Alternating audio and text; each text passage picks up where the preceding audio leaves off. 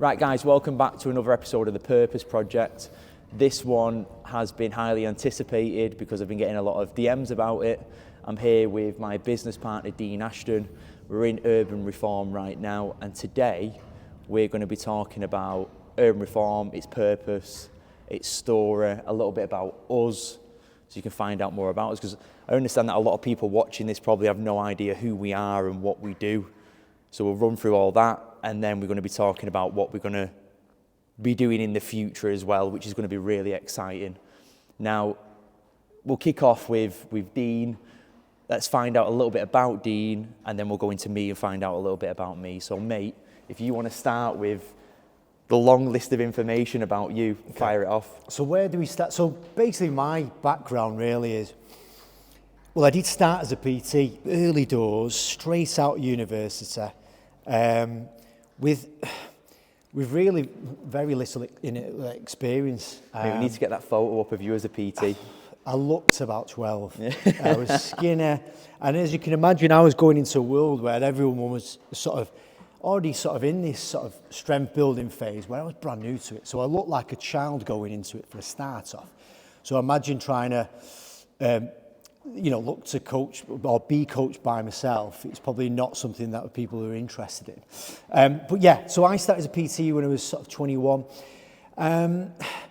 Was there for about a year or so, and I was very disgruntled with the industry at the time. It was very much sort of do as I say attitude. Basically, where I was, it was very much a sort of a strength or bodybuilding gym. Don't know why I was there at the time or why they even picked me, to be honest. But yeah, I was learning from people. I think for me, I'm very much sort of, I always want to sort of influence change, but also learning from people is a big part of my development. And when I started, like I said, I fell out of love with it, to be honest. And it was something where I wanted to come away and learn about myself, but also learn about others. I think that's the big thing for me.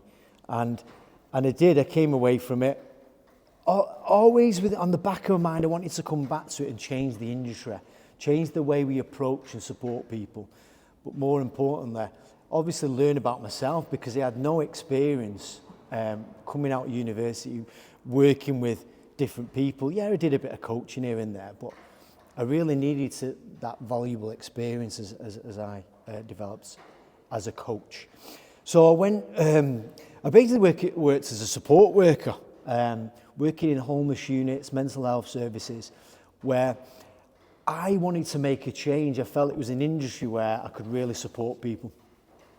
And within that industry, I really sort of absolutely loved it. I loved the people that were there, from all walks of life, who had been, who had suffered, some really sort of had things like, addiction and drug misuse. They've been chucked out of the home. And I learned a lot from these type of people. And it sort of made me in a way, because it made me think about how lucky I was. And it made me sort of think, how could I help these people who were at the lowest point of their life for some of them. So yeah, it was one of the best jobs I've ever had, this. And it sort of ignited this passion where I wanted to help people. And from there, don't know how, but I got this small amount of funding where we set up a boxing session, a structured boxing session for this homeless unit. From there, I managed to get another pot, and it grew and grew to a point where I was running these sports programs, and we use these programs to develop their skills, their independent skills through football. It became national. It won awards. We managed to get funding of up to $250,000, which is, at that time when funding was very limited, it was unbelievable. So yeah, that's how it started, really helping people on a national scale. I got promoted, but there was all, like I said at the start, there was always this niggling sort of feeling that I wanted to go back to the industry. And I went and done my masters and really sort of revisited nutrition and exercise science to a certain degree. And I passed that, and it was like, right, now I want to go back, but I want to go back and make a change. I set up Trident, which was more of a pop-up style fitness business where we provided a doorstep provision for those that were working in the office. So we provided boot camps on parks and on car parks, wherever we could that was accessible. We did start officially on Angel Meadow Park, just outside the Co-op building, which was, at the start it was just friends and family, but then grew to 30 plus people. So I'm building this alongside doing my job, but something had to give. I had to make a decision what I wanted to commit to. So, and at the time funding was being restricted, so it sort of made me the decision to go back to fitness and personal training. I know I've waffled on that side of things, but it was a time where I had to make a change and get back into it, and also learn about how I can continue developing people and influence and change. So at that time, as Trident was developing, I met Rick through a friend, where after one phone call, it was, it made sense. We both wanted something where it was empowering and making a change within those who are working in the inner city, and we could see what we was trying to do would make a massive difference. At the time, we didn't know what it would look like, but we was excited by a certain provision where we could influence change within the network of businesses or those working within the city centre. And then it sort of went from there then. We had this idea, then we had to find a place. This is obviously where we went from a number of sites. We became, how can you look at it, we were sort of fitness gypsies in a sense, whereas we was moving from one facility to the next. But starting with our first one. Well, let's touch on that. Yeah. Because I think what would be good is if we go through, because now we're at a point now. This is where we've met. Yeah. So we're at a point where we've met. We know each other. We're going on this journey. That leads on to the whole why and purpose behind what we're doing at Urban Reform, and what we do right now, and where we're going to go with things going forwards. So it leads on to all that. Yeah. So I feel like that's what we'll touch on that in a minute, and then what we'll do now is, I don't want to go through me too much because I've already briefed that on the first one. Yeah. But I suppose, like, for me stepping in, my journey up until you is very much PT based.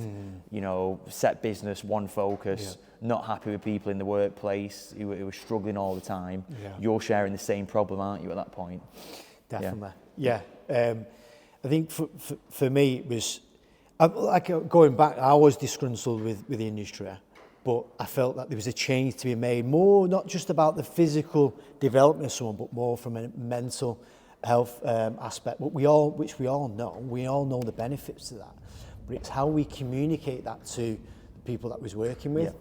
So I did a lot of research on, Maslow's hierarchy. There was something called William Glasser's choice theory, which is a really simple method, which looks at, what we need, what our motivational factors of what we need in life, like love, belonging, fun, power, etc. And I was finding that a lot of people were lacking these aspects, but they was quick to try and transfer it onto something else. So it was quick fixes and crash dieting and training hard for weeks on end. But it was trying to teach them to get the balance right and accept change does take time. So it was trying to coach them in that way, in the right way. And that's what I found for me, and my journey of learning about people was a big thing I wanted to get right. Yes, you were dealing with people where they were struggling with certain factors that you couldn't influence directly through the standard service, could you? No. Because it's impossible. You can't.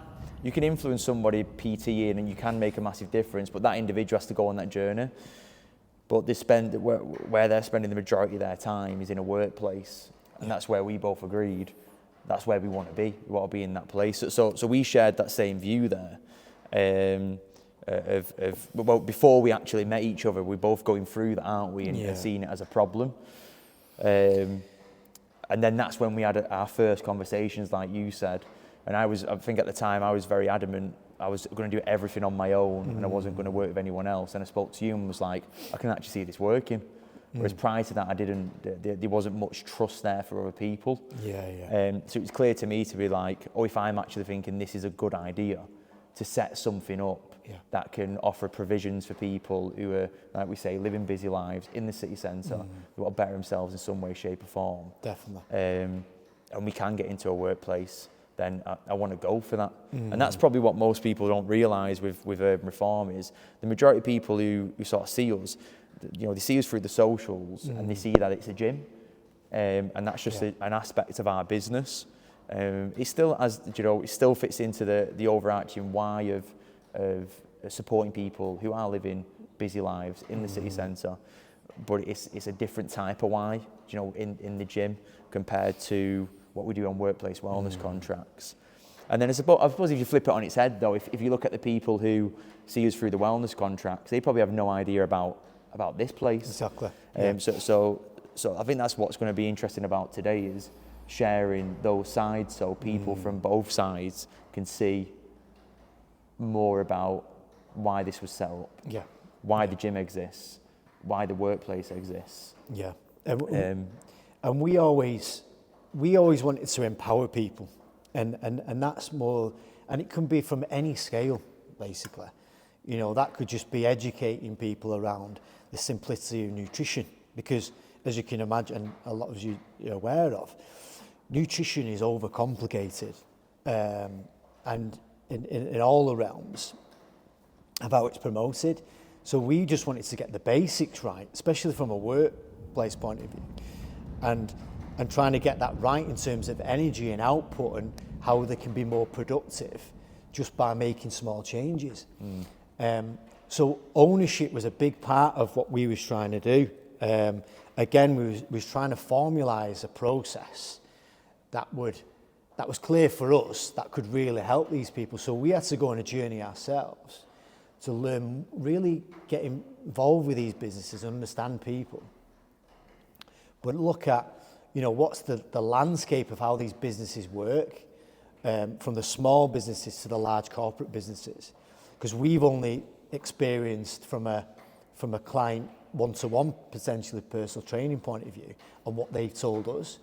We need to be fully involved with these businesses and get the process right. So there was a large part of what before we really established urban reform to what it is today, of listening, speaking to businesses for a good few years. Yeah, it's a lot of research. It's a lot of research, a lot of time. It's a lot of mistakes as well. There's a lot of times where it is described as like eating shit, where you just got to do the most basic stuff, one-off pop-up shops and one-off provisions, and it's not fully aligning with like our purpose at the time, because it's like we don't want to just go in and just be there once. We want to be in, and we want to make an impact on people's lives. We want to work with people on a regular basis. We want people to take ownership of the health in the workplace. We want people to take ownership of the performance in the gym. And it's like, you have to start off like that. But then what happens is you build more integrity, and then you stand out more. You have a process, you have a system, and then people start to believe in what you're saying, start to understand it more. And then I suppose that's the great thing about it. But with that there, I suppose like one of the questions that I go through on the podcast is what's the purpose behind what you do? That's when I'm interviewing people. But for us, the purpose behind what we do and what we're trying to do going forward is all built around helping people take ownership of their health or their performance. You Are as a brand is about ownership, and it has been from day one. The way that is formulated or the way it's put across can happen in different aspects of the business, but it is all about ownership, empowerment, education, community, culture. Yeah. It's about making it a norm to be better and look after yourself, isn't it? Yeah. And with the ownership at the centre of what we do, it's like what Rick said, it's built around this culture to get the right education and the right support that then is filtered through getting the right staff, the right environment and everything else that is involved around it. Because for change to happen, it's got to, there's a level of education. We've got to be able to create a process that's replicated and uniformed so that it is sort of supporting that person and the longevity. It's not a quick fix, as I mentioned in all the conversations I've had with people. It's about how can we provide the right environment so that they can really thrive. And a lot of the time is we're not giving them too much. We're just giving them snippets and coming back in terms of education. They've got to really grow themselves and thrive and believe that they can do better. And that isn't us saying, you've got to do it this way. This is us saying, this is how we can improve and how to get there. But in essence, we're giving them certain actions or stepping stones for them to develop at their own speed and their own time. I suppose a great way to describe that is you're offering, anyone who wants to go on the journey, we are offering that journey. Yeah, it's there, and we're offering a way to be aware about this journey for you to go on. I think that's something that we're passionate about working on more, is making more people aware that this is an option to go on. This is what we're here for. And that's something that we do in the workplace well, and something that we're doing really well in the HQ right now, which is something that is going to be a constant level of improvement, and it's something that we're always going to have to work on. We're always learning, and as you're probably aware, is we're always asking advice and feedback so that we can really get a full 360 of how we can develop our business overall. We're still new to this business game, but what we are really focused on is influencing change, and we can only do that as a team. So that's like, in terms of our growth and how we develop, that's been a big part of, I feel it's been a big part of our development. Yeah, definitely. From the very offset, we had part-time board members. Yeah. Do you know what I mean? I actually seen Simon recently. You've done higher-ups. Yes. Yeah, we'll go on. Well, Simon, we've got one of our clients now, Will. He was part of that board team who's give us advice in terms of, the very basics of running a business that, you probably know yourself, but us, we was focused on growing it, where we forgot the actual spine of the business. We've always got support and help, and that's been a big part of our development. Definitely. So just summarising and recapping that first bit there, your journey's very much been, you've been interested in sport and nutrition. You've then, you got into that industry after university, and then you realised it weren't quite the right fit. You've gone off into another industry that's been very fulfilling and rewarding. But then there was a piece of the puzzle missing that made you go back into fitness then, wasn't it? Yeah. And then you've gone on that journey, you've identified a couple of problems, and then that leads up to where basically we met. Mine's the PT route, always wanted to do fitness. I've then gone into doing really well within that, facing a couple of problems, finding out that I can only do so much to help people, and realising that I feel like I've got more potential. And then it goes into, like I say, finding the problems in the workplace, and then us speaking. And then the whole purpose and why behind Urban Reform: ownership, supporting, making sure people get educated, and making sure that there is an actual, where people spend the majority of their lives in terms of the workplace, it actually nurtures the health. It's a nurturing environment. And for the HQ that we run, it's a way for people to perform better and be better, and offer them the journeys, whether they're brand new or whether they're an elite athlete, it doesn't matter. We want to offer that progression from start to finish. Definitely. And just going back to, obviously, when we was having the first conversation, and even coming up with a name of Urban Reform, it's like, it's probably random, especially from a fitness point of view. It's a name when we was pulling it together, we was adamant that we wanted to make change in the city centre. And then when we looked at what we did previously, it was very urban orientated. I was doing a lot in parks and car parks, whereas Rick was setting up his fitness business with, used scrap metal in a garage and whatever he could get his hands on. Squat rack for a scaffolding pole with a scaffolding pole on it. It's mad, but as coaches, it made us think differently and more creative. It sort of relates back to, the basics of functional fitness. Yeah. And as we looked at it, the urban reform name cropped up a lot of how we wanted to reform people, how we come from that urban sort of style of training.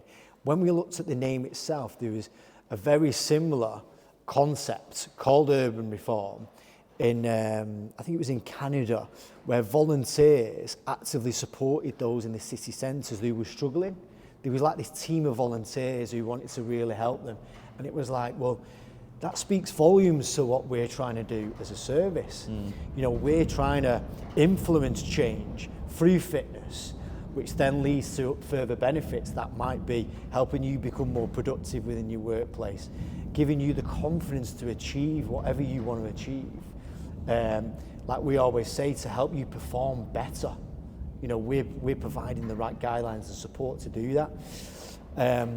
So it's sort of, that was like, right, this is what we're about. The name spoke volumes of what we wanted to achieve. And then from there, it was like, right, how do we get into these businesses? Yeah.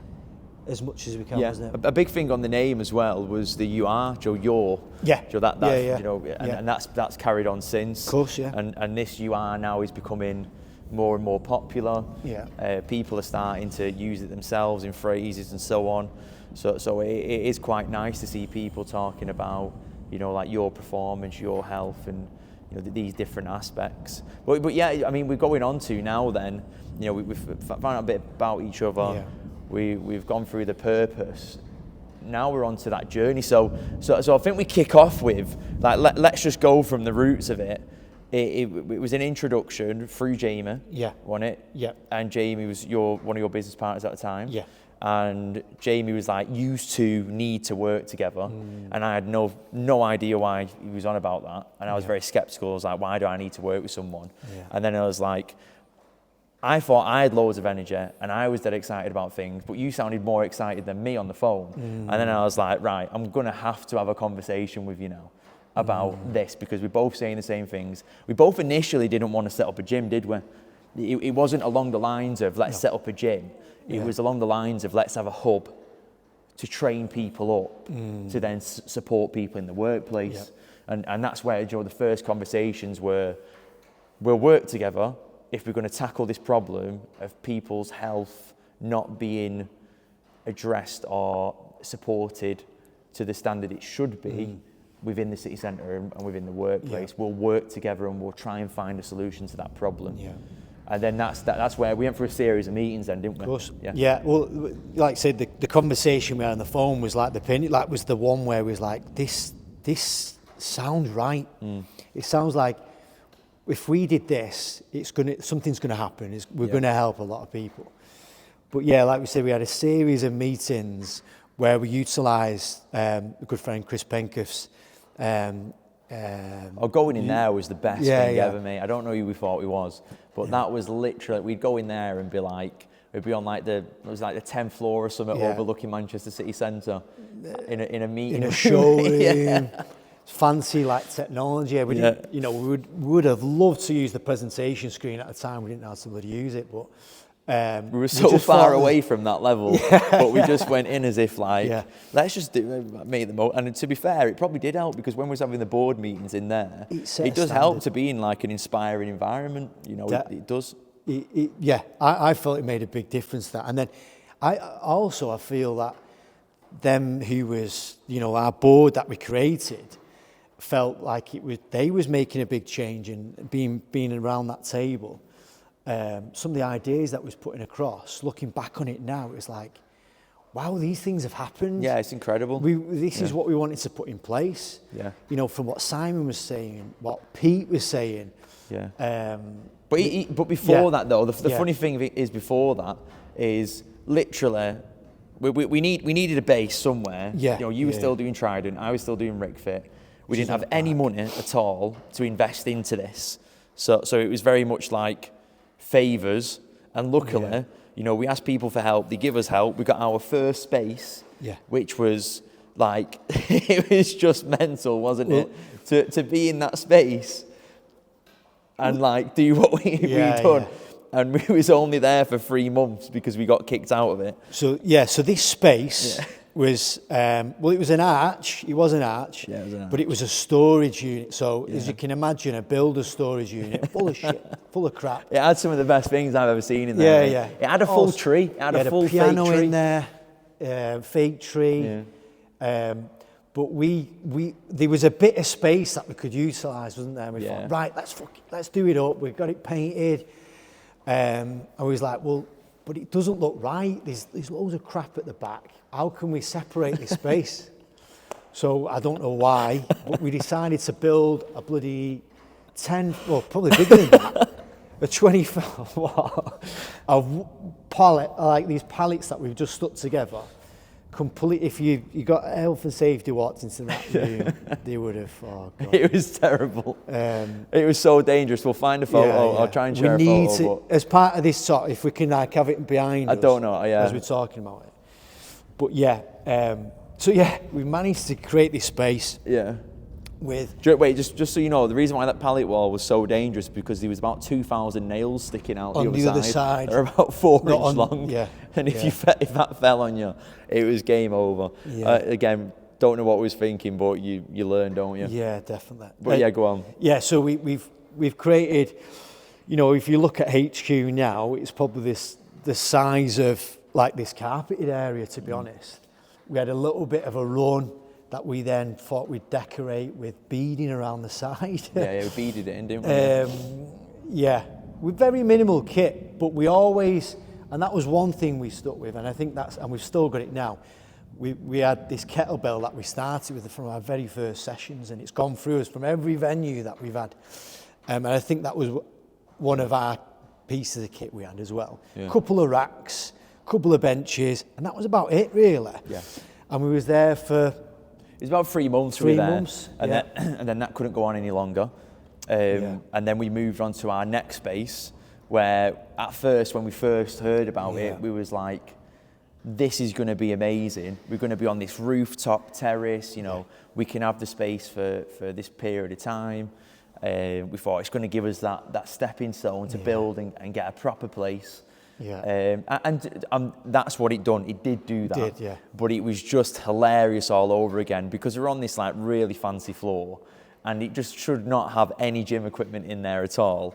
And then like a month or 2 later, it is just a full-on building site. There's no windows. There's dust everywhere. Yeah, there's dust everywhere. There's cement everywhere. It's just getting more and more chaotic. And people, the mad thing about this is people are showing up.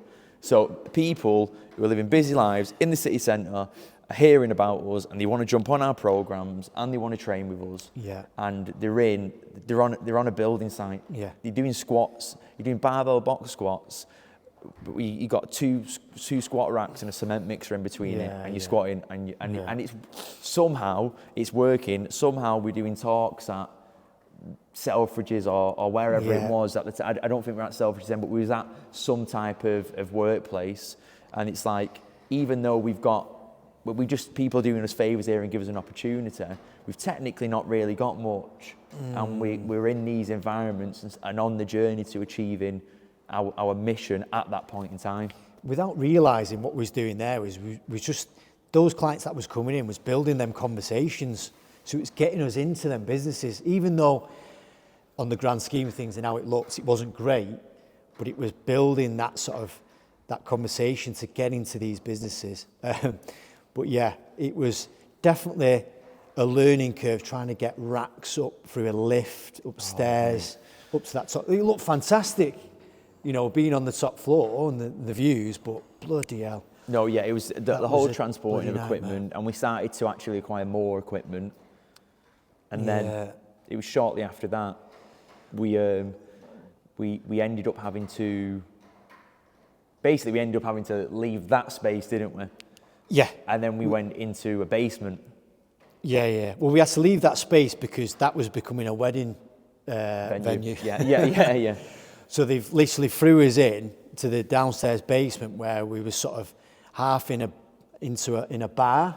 It was like a nightclub bar, wasn't it? I don't even know. Where we was doing lunge. Yeah. I remember doing lunges on the dance floor, and it was still like dark because the lights wasn't working. And then in this dusty room where it was, now with the space is getting smaller, it's probably half of this carpeted area where we had a couple of racks and the benches. So I can't remember what it looks like because I think I've repressed it mentally. That was the worst space we've had. Yeah, it was terrible. Yeah. And it was like people were coming in still training with us as normal, and I'm thinking, why are people showing up? What was bad about it is like, we was in that small space, but then going into the dance floor bit, and it's just stunk of like alcohol and sticky floors, and we're like obviously trying to provide the energy. Yeah. And the other thing, it's like knocking us sick. Trying to do a wellness service in the worst environment ever. But again, it's, not letting it stop what we're doing at the time. Yeah. And then that came to an end, innit? And that was where like we'd actually the point that we're in there is like we aren't building that. The cash flow isn't great. We're not doing that well, but we've got some money to and we've got some good friends to support us to make that step into a small unit. And then that's where the absolute unbelievable unit of Wellington House comes in, doesn't it? Yeah, it was like, well, if you can picture like a haunted sort of derelict building with like dead pigeons and all sorts going. It was a really weird vibe, but for us, it allowed us to really grow. Yeah. It was like a unique space that we could create in this just outside of town in Ancoats.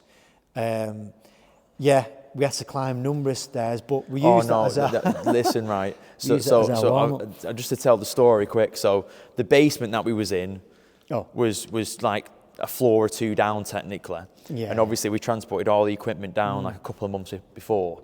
And that was horrible, but it's easier to take things down than it is to take things up. We had to take it all up and out. And then that was, honestly, I remember one day thinking, I'm going to collapse. I can't handle this at all. Yeah.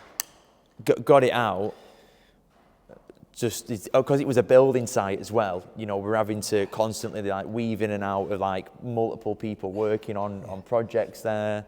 There's always vans blocking the exit. It took it, so we get over to Wellington House over about 40 trips or whatever it was, borrowing vans and all sorts. And then we go and we're like, right, we've got a lift here, great, it'll be fine. The lift didn't work. Yeah. And we were on the 5th floor of these stairs are horrendous. And even when we got to the top, it was like, most people would get to the top and be like, we're on the top floor now, and be like, no, there's a shady little staircase that leads into the attic. Yeah. Go up there, that's what floor we're on. Yeah. And that killed loads of people off that last bit of stairs was destroying people.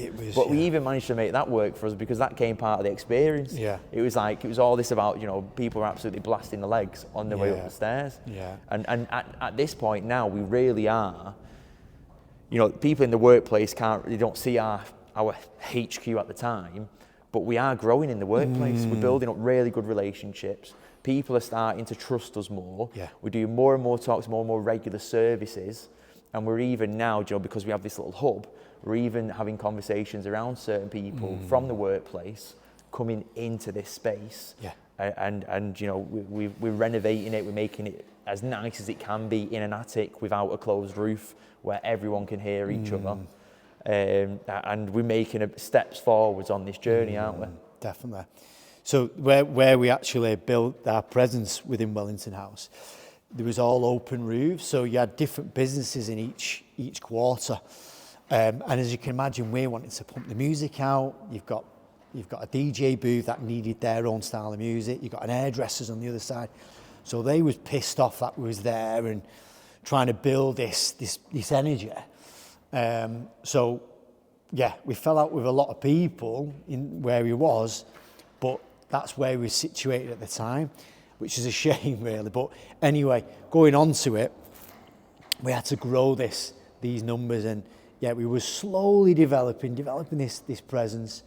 The classes were very varied. We was trying to offer boxing, the varieties, boot camps, and all sorts of stuff. And we was busy, weren't we? We did have busy yeah. classes. It was a good offering. It was doing well. It was just a case around the actual space that we was in just wasn't right. No, we knew that. It flooded about. You're in an attic and the attic's flooding. Yeah. It's like, it flooded about 5 or 6 times. Pigeon infestations. Marvin became a professional pigeon catcher, basically. Yeah. He was literally, any time a pigeon came in, boom, he'd find a way to get it out. There was always a story when we went up there. Like, there was one in particular where these 2 guys moved in. I think there was like up and coming DJs, sound lads, like they was going to join our gym and all this sort of stuff.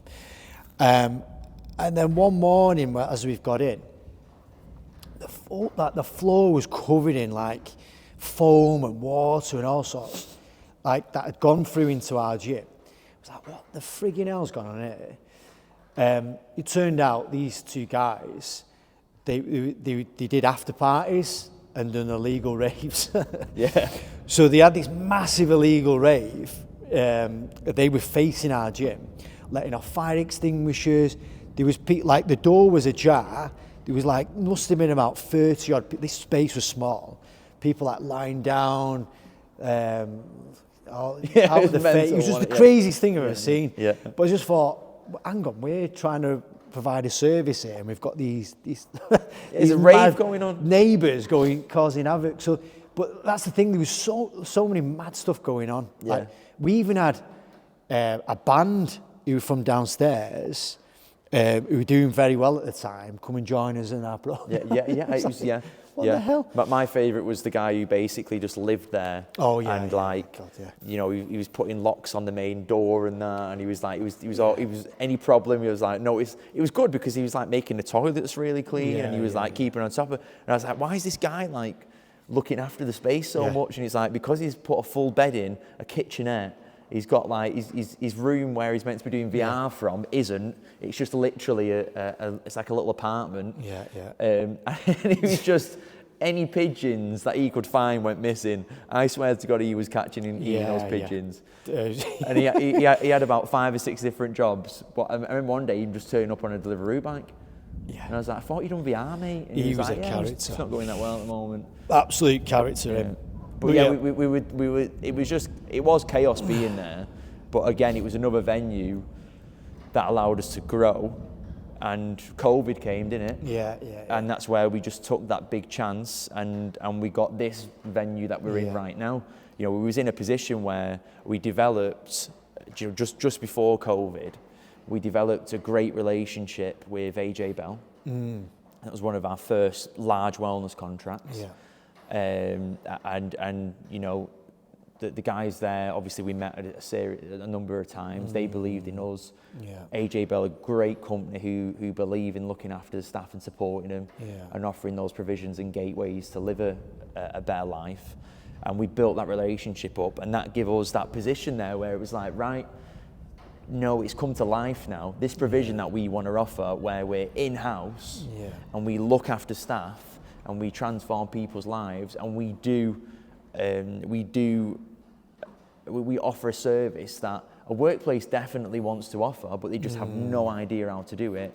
We offer a service that is holistic in its approach and covers the whole aspect of health. And obviously there's still a lot of aspects of fitness, but we get in and we support these staff. The first main business decided to work with us and give us that confidence to step forward. Over them years of going from place to place and developing, it gave us that experience where we was able to get into them businesses where we did these talks, understood the business better. So it led to that point of when we got the AJ Bell contract, where we was in a very, very sort of good place because we'd had knockbacks, we've learned from businesses. We've been in all these shitty different buildings. But it never stopped us in terms of our vision. We just became more focused, where we wanted to learn more and help more. And it came at the right time, I feel, for us with AJ Bell. And getting that allowed us to sort of give us the confidence to go, hang on, like we're doing something right here. If a business like that is looking at us and seeing the value in what we do, hang on, we've we got can go something somewhere here. with this. Yeah, we've got yeah. something here. Yeah. And that I think that again, you know, the whole experience around like we want to be better, we want to offer something better. Yeah. You know, we want our hub to train our staff up to be better and offer a community-based service in our HQ. We want that to be better. We want the workplace wellness contracts to grow as much as they can, help as many people as possible. Yeah. Because we seen all that was like, right, we're going to take a chance and we're going to get a venue that we cannot afford. Yeah. And we're just going to try our best to make that work. And that put us in a lot of debt, and it was like quite scary at the time. Yeah. And you know, for the first like year and a half in the HQ, it was a struggle. And then we picked up more, and we picked up more, and we picked up more, and then it was like, you know, we finally got to a point after 5 or 6 years of that journey of where, you know, the gym stands alone as like its clear purpose and vision and mission. It does well, and it still needs to improve a lot more, but it's on that journey. And the wellness service, again, we just improved with AJ Bell over and over and over again. We improved with other companies we were working with and offering regular provisions for. And then, you know, now that's at a point where this year we're going to have multiple contracts that are the exact same. It's going to be our busiest and biggest year yet. Definitely. And that's just how it's progressed, isn't it? Definitely. It's like there's been a lot of risks. You know, we've had 3-4 years where we've not made anything. We've actually put more money in and reinvested. And it's easy to actually look at this and go, wow, you know, how long can you keep going with that? But I think for us, like we keep saying, is we were so consistent, and we could see our vision. We could almost touch it, and it's not giving up on that. And with all the setbacks we've had, it has made us more resilient in terms of, like, you know, in the business. Do you know what I mean? And I remember like before I when we first set up, things would go wrong, and it would get to me. I'd be like panicky, I'd be anxious, I'd be stressed. I'd be like, not another thing. And then eventually what happened was it built to a point where that many things went wrong that we was able to, it just became like it was a norm for things to go wrong. And then from that, we thought, well, we're not going to stop what we're doing. We're always going to try and progress. So let's just stay on that journey. It doesn't matter whether we lose our gym tomorrow or we lose all our staff tomorrow, or, you know, for example, I got ill, developed type 1 diabetes when we was, you know, it's probably a few years back. You know, that whole process, that's enough to make somebody want to stop or you know, quit what they're doing. But it was just inevitable. It was like, it doesn't matter what state we're in or what state the business is in, we're going on this journey and we're finding a way to do this no matter what. And initially with any business, it is the first 5 years or so are the exciting times where you're starting something new, you're trying to, you know, showcase this brand new brand to the people and help change lives.